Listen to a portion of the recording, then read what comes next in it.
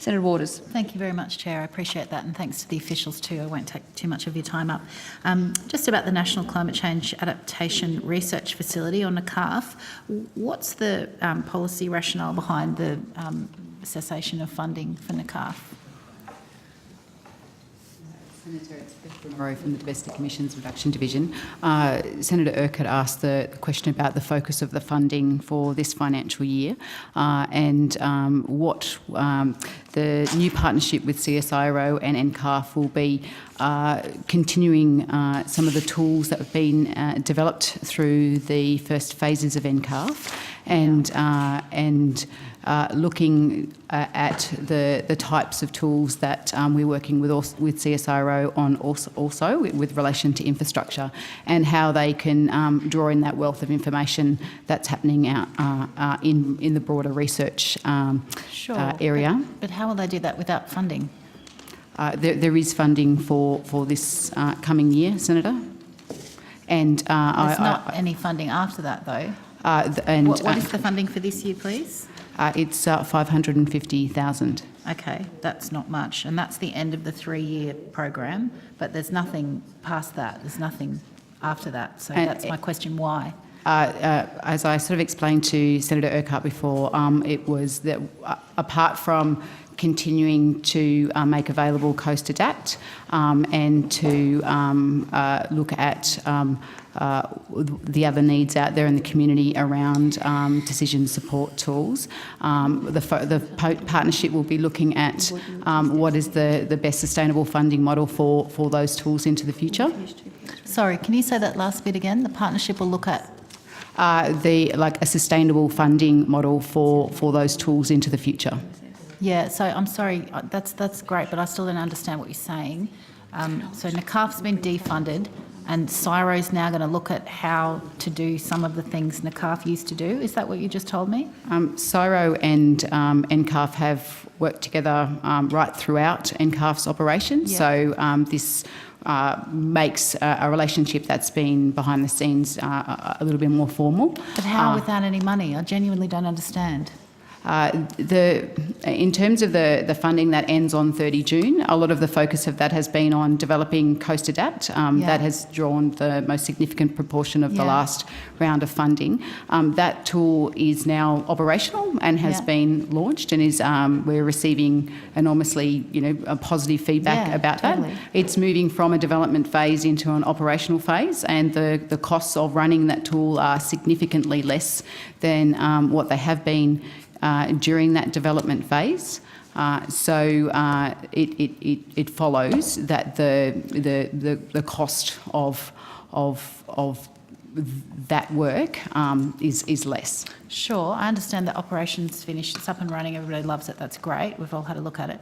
But with the sea level predictions coming in on a regular basis, surely the model behind Coast Adapt will need to be updated. So who's going to do that work? So that will be the focus of the partnership, and what in terms of updating Coast Adapt, the technical elements of Coast Adapt, and the elements that will go sort of out of date quickly. Clearly, the projections as they come in is one of those areas, and the focus of the partnership is to ensure that there is a plan for those elements to be updated as new projections become available. Okay, so that's I hear you, but I still don't understand how you do that without any money. Is the partnership separately funded? Like, where's the money coming from? Just in terms of NCAF, they don't actually produce those projections themselves. So, no, I know that. NOAA does. A range of organisations do that, and domestically, CSIRO and also the Bureau are involved in our climate projections. So what NCAF has done in Coast Adapt, as an example, is to draw on that information. So the technical updating of that tool is it's a technical task and not necessarily a research task. So who will do that work? CSIRO?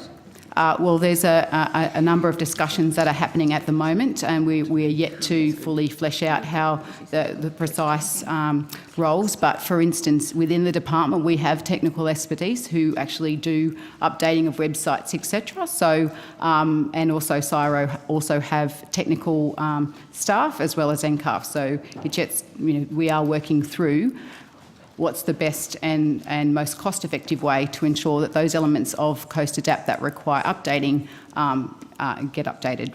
Right. So you're saying the department would do that work, so it wouldn't need a budget line allocation through NCAF. Is that what you just told me? Senator, can I just clarify? Forgive me, I've never worked in the public service, so I'm trying to decipher the babble. Just a couple of clarifications as well. You referred to the $9 million, and I just wanted to make sure you understood that that finished at June this year, and then the $550,000 is additional funding for next financial year. Right. And what Ms Brenoro is explaining is that it's during that process, during the discussions next financial year, where there will be an understanding developed through what we're calling the Climate Adaptation Partnership about how to maintain the model. So the kind of questions you're asking, we will be in a position to answer. We'll be working out over the next 12 months. Thank you, that does help me understand. So how much money is the Commonwealth spending on climate change adaptation? That's a bigger question than just the adaptation research facility. There's a range of things. There's the national. Sorry, Beth can help me out. I'm relatively new to speaking on this topic, but there's through the NESP, the National. Sorry, I will defer to Ms Wilson. It's Helen Wilson, First Assistant Secretary of the Domestic Emissions Reduction Division. There's a range of major investments the government is making, Senator. I'm sure my colleague Nick Gales from the Australian Antarctic Division would have spoken about the 2017-18 budget allocation of $49.8 million to meet the government's commitment to provide continued year-round support for high priority science and long-term monitoring on Macquarie Island. The government has invested $23.9 million over 6 years in the National Environmental Sciences Program's Earth Systems and Climate Change Hub. We've also got CSIRO, who's investing in the new Climate Science Centre in Hobart, bringing together the core of CSIRO's capability in climate modelling and observations. And that's one of the reasons I think that we've created this partnership between the National Climate Change Adaptation Research Facility and the CSIRO to bring the wealth of knowledge and expertise that those two organisations have together. And one of the things, I apologise, Senator Urquhart, I'm going to repeat what I said to you. Senator, what everyone said was needed now. There's been $56 million that's been invested in the National Climate Change Adaptation Research Facility since 2007, and there's a wealth of research there. But what we heard when we went out and about and spoke to people is that what they needed now was guidance that helps inform them take decisions, which is why there's something now like Coast Adapt. So the research is great, but they really now need assistance and guidance to help them take decisions on how to adapt to a changing climate, and that's what Coast Adapt was designed to do. Okay, thank you. Could you take on notice for me to accumulate those figures so that I can understand the total quantum of spend on adaptation, please? Yep. And I'm conscious that I'm on the clock and I'm not going to push my luck. We'll so take it on notice, but it is difficult to quantify some of the adaptation expenditure. We talked earlier about the fact that you see it in all sorts of programs throughout the portfolio, but in other parts as well. So part of our reef funding, part of our threatened species perhaps funding. You could just estimate a proportion of the work that gets difficult, done. but we can put the programs where there's a clear, direct link. We can put those together. Okay, thank you. And Senator, sorry to interrupt. It is also important to note a lot of other departments are doing this too in the programs and policies that they have. So again, as Ms Evans said, it is difficult to do, but other departments, as they design programs, are also thinking about how they adapt to a changing climate. Okay, well, perhaps just if you can just do your bit, I'll take it up with the others. What sea level rise figures are you working to inform your adaptation work for 2050 and for 2100? And what sources do you rely upon for those estimations? So We'll take that on notice, but we have drawn from the climate projections that have been done, the biannual climate projections that are done by the CSIRO and the Bureau of Meteorology for the predominant cases. And when it comes to concentration pathways, it uses the IPCC work. Okay. Just one final topic, 2 questions. What is the financial commitment from within the 17-18 budget for tidal inundation and coastal erosion mitigation in the Torres Strait? And under what budget line items can I find that? We'll have to take that. I'd have to take that on notice, Senator. Okay.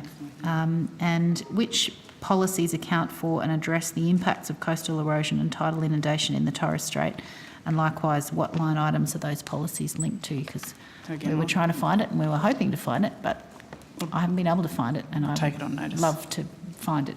Thank you. Thanks very much, Chair. Thank you very much.